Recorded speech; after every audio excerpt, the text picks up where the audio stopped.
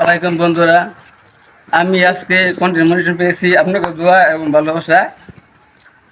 আমার ইচ্ছা ছিল যে প্রথম পেমেন্টটা মসজিদে দান করে দিব 1 মাসের। এটা সেই মসজিদ।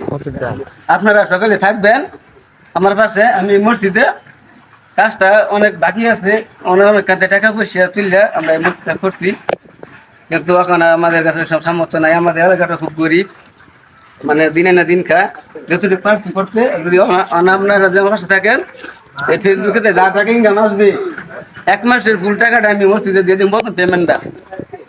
আমাদের মসজিদে সবাই দেখেন এই কাজগুলো,